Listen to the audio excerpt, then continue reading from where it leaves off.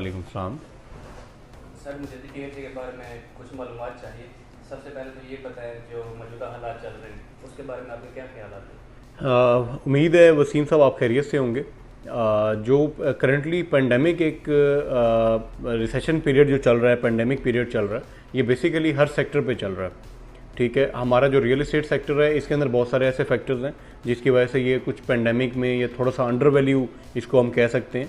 ये कोई real phase नहीं है रियल एस्टेट का, या ख़ास तौर पे हमारा जो प्रोजेक्ट DHA मुल्तान है उसके अंदर इतना पोटेंशियल अभी जो है बाकी है, जो कि लोग अभी साउथ पंजाब के लोग और ओवरऑल जितने भी इसके पाकिस्तान के अंदर जितने भी इंडिविजुअल्स हैं, मैं उनकी सबको ओवरऑल थ्रू आउट बात कर रहा हूँ कि DHA मुल्तान का जो पोटेंशियल है लोकेलिटी वाइज और इसका जो डेवलपमेंटल वाइज या इसका जो स्कोप है आने वाले वक्त का, वो CPEC की मतलब इसका मतलब CPEC रनिंग में आ जाता है, सेक्रेटेरिएट ओपन हो जाता है सारा। तो मतलब इस चीज़ को अंडरस्टैंड करने की ज़रूरत है कि इस वक्त DHA मुल्तान अंडर वैल्यू है, ये मतलब रियल फेज़ नहीं है। सेकेंडली जो हमारे फैक्टर्स हैं वो पॉलिटिकल अनस्टेबिलिटी, इसको हम मतलब कह सकते हैं एक स्ट्रॉन्ग फैक्टर है जिसकी वजह से इन्वेस्टमेंट का जो फ्लो है वो काफ़ी डिस्टर्ब है। उसके बाद कुछ पॉलिसीज़ ऐसी हैं जिन्होंने रियल एस्टेट सेक्टर को बेसिकली थोड़ा सा स्ट्रक करके रख दिया।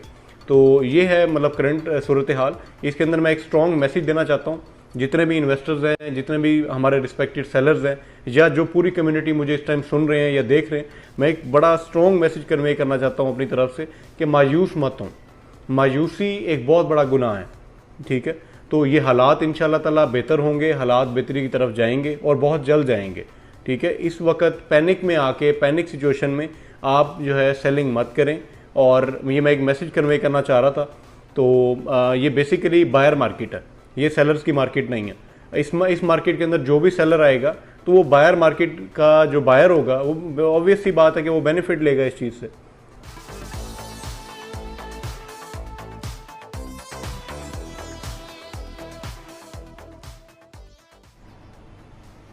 सर ये जो रिसेशन पीरियड चल रहा है इसकी क्या वजूहत हैं और मार्केट बेहतरी की तरफ जाने की आप क्या तवक्कुआत रखते हैं। देखें वसीम साहब, जो करंटली इसकी वजूहत मैं आपको बता चुका हूँ कि एक तो इन्फ्लेशन जो है उसका जो ग्राफ है, महंगाई जो है वो बहुत अपने एक तारीख के, पाकिस्तान की पूरी तारीख के सबसे ज़्यादा जो है हाईएस्ट लेवल के ऊपर जा चुकी है। एक तो इन्फ्लेशन, अब उससे क्या हुआ, उससे सर्वाइवल इश्यूज जो है क्रिएट होना शुरू हो गए। बड़े बड़े जो सेक्टर्स थे, बिजनेसेस थे, कुछ गवर्नमेंट की जो है पॉलिसीज़ की वजह से डिस्टर्ब हुए। बड़े बड़े सेक्टर्स जो है पेंडेमिक पीरियड में गए। अब वो सर्वाइवल इश्यूज होने की वजह से जो बाइंग पावर थी लोगों की इन्फ्लेशन की वजह से वो डिस्टर्ब हुई, जिसकी वजह से इस वक्त वजह से एसेट्स जो हैं वो डिफ्लेशन की तरफ जा रहे हैं। यानी बाइंग पावर डिस्टर्ब है, बायर की जो रेशो है, डिमांड एंड सप्लाई वाली बात जो एक बड़ी सिंपल सी बात है। डिमांड एंड सप्लाई जो है, डिमांड कम होने की वजह से सप्लाई ज़्यादा हुई, सप्लाई ज़्यादा होने की वजह से बायर की जो रेशो है या बायर की जो क्वांटिटी है वो उस लेवल की नहीं है जो सप्लाई को मीट करे, जिसकी वजह से एसेट्स जो हैं वो डिफ्लेशन की तरफ इस वक्त जो है चल रहे हैं। तो ये तो हो गई उसकी वजूहात के मार्केट की वो जो पोजीशन है वो डाउन क्यों है। अनस्टेबिलिटी ऑफ जो है पॉलिटिकल अनस्टेबिलिटी, उसकी भी एक बहुत बड़ा ये फैक्टर है जिसकी वजह से, जिसमें पॉलिसीज़ आती हैं गवर्नमेंट की। गवर्नमेंट ने अभी जो बजट दिया उसमें जो पॉलिसीज़ इन्होंने रखी डिफरेंट सेक्टर्स के लिए, इंपोर्ट्स के लिए और बाकी जो टैक्सेशन टैक्स ड्यूटीज़ लगाई, और ख़ास तौर पर रियल इस्टेट के अंदर जो टैक्सेस बढ़ाए इन्होंने, मतलब उसकी परसेंटेज बढ़ा दी, फिर कुछ रेंटल फैक्टर्स से जिसको बाद में रिडीम किया गया। तो बहुत सारे अभी भी ऐसे फैक्टर्स हैं, जब तक ये पॉलिसीज़ रिवाइज नहीं होती तब तक कैश फ्लो और जो सरमायाकारी है यानी इन्वेस्टमेंट है रियल एस्टेट सेक्टर में वो आने के चांसेस बहुत कम है। ठीक है, वो जब तक डिस्टर्ब रहेंगी पॉलिसीज़ तब तक इन्वेस्टमेंट रियल एस्टेट सेक्टर में भी डिस्टर्बेंस का शिकार रहेगी।